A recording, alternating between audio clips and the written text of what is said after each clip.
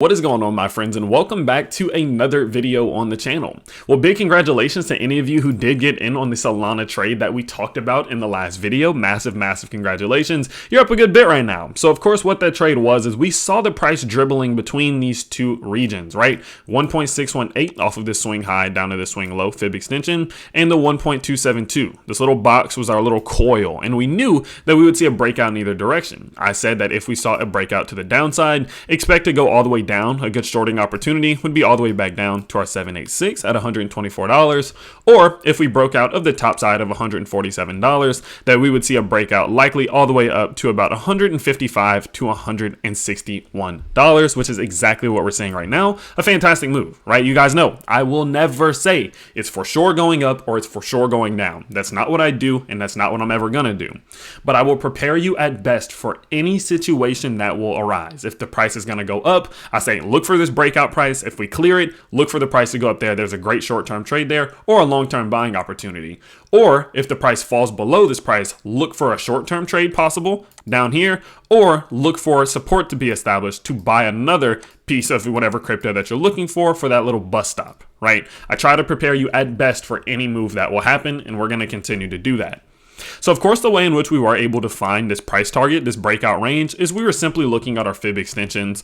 Now what we're going to do is go from our swing high right here, boom, down to our swing low right here. And you can see that our 1.618 to 1.272 creates that $155 to $161 range. So we knew that if we were able to clear that 1.618, that we would see that big push up, and based off of our recent swing high to swing low, this was our key region of where if you're short-term trading it, you can take profits, or if you're long-term trading it, you can increase your long-term position based off of the breakout of, again, this 1.618. So those of you who got in on this one, you are currently up about 6% in just a span of a few hours. So massive congratulations to you. So I know the title of this video is it too late to buy Solana? And my honest, just personal non-financial advisor opinion is probably so. Okay. Now, does that mean that the price won't continue to go up? No, it does not. Now, I know that may sound a little bit counterintuitive, but hear me out. The reason I say that is because when we are seeing what we're seeing right now, it's almost every time we're going to see resistance very soon. Okay. Now, the two key things that I'm looking at is the fact that we're now within this 1.272 to 1.618 range that will almost always act as a key level of resistance. Now, just for example, we can see here that let's look at a few examples. We go swing high down to our swing low. We finally get up to this 1.272 to 1.618 range. We find some consolidation. We find some structure, and then we see the breakout, and we want to buy on that breakout. We don't want to just be buying in the middle of this, not knowing which direction it's going to go. And we can see that happens quite often, to be honest, in which we will see some type of resistance be met whenever we run into this area.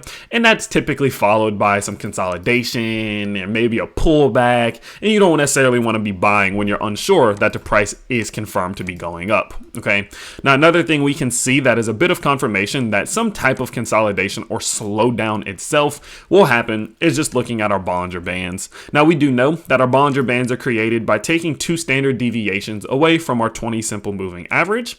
And so what that means basically is that these two lines, the top lines and the bottom lines, are measurements of volatility, and that when we start to run into them, there's a high likelihood that at some point we're going to start to work our way back down within these two bands into this Bollinger Band envelope to keep it as simple as I possibly can. Now, again, this does not mean that we won't see the price continue upwards, but it does mean that it's becoming more and more risky to buy it. For example, we look at something like this. We started to really get extended out of it, and there was still some upward potential, some upward room for growth. But realistically, just 8 hours later, we started to see this big cool down happen, consolidational event. And then from there, of course, it's a 50-50 on whether it's going up or going down. So is it necessarily too late to buy? I don't want to say 100% no, but I will say it is 100% getting more and more risky until we start to see structure get established as we did here. Now, what structure support, structure establishment is going to look like is just simply going to be the creation of a pattern, the creation of some type of structure. For example, this is what this looks like. So whenever we were looking at Solana, we knew we were looking at some type of structure like this. Of course, we wanted to see the breakout to the upside here, and that's exactly what we saw. We want to see that the price is allowed to work its way up and work its way down and up and down and start to create some type of structure there that we will then be able to gauge a breakout out of, okay? And so until we get that, buying on this big move up, it is just incredibly risky, and I personally just don't recommend it. You guys do know my saying, and I'm going to keep saying it, especially for new viewers, is that trying to get on a bus when it's going 45 miles per hour down the highway is not a good idea, okay? You might jump on it. You might just so happen to time it so good that you will perfectly get through that door and you will get where you're trying to go. But the likelihood of you getting hit by that bus, sideswiped by that bus, or completely missing that bus and now you're looking pretty dumb, very high, okay? There's a high likelihood, okay? But whenever you can time a bus and you can just follow it and just watch it and wait for it to get to a bus stop, then you get on the bus there. Sure, the bus may get a little bit ahead of you and you may have to walk up to the bus or whatever, and it takes a little time.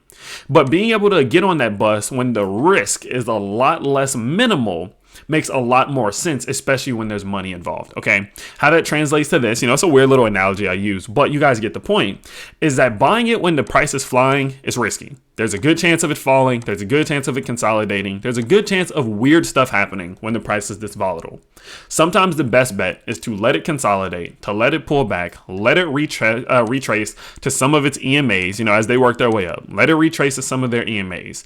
And even if it gets ahead of you, even if the price goes up a little bit, buying it when it slows down and creates the structure is almost always going to be a lot less risky of buying these things when they're setting new all-time highs in price discovery. And that's still what I recommend. So my recommendation here is not that it's flying, just to give it time. Let this thing move, let this thing flow, and let it start to cool down, create some structure. And then, of course, we will provide you all with our breakout targets and much more as soon as we possibly can. So with that being said, that is going to be about it for today's video. Just a quick update, a fast update. Do stay tuned in for Gem Finders episode 7, which is tonight at 4 p.m. Central Standard Time, where we are looking for some cryptos that are brand new, looking for these new interesting projects and things of that nature. I'm live, I'm on the screen, so I hope to see you all then, and y'all have an absolutely fantastic day. Peace.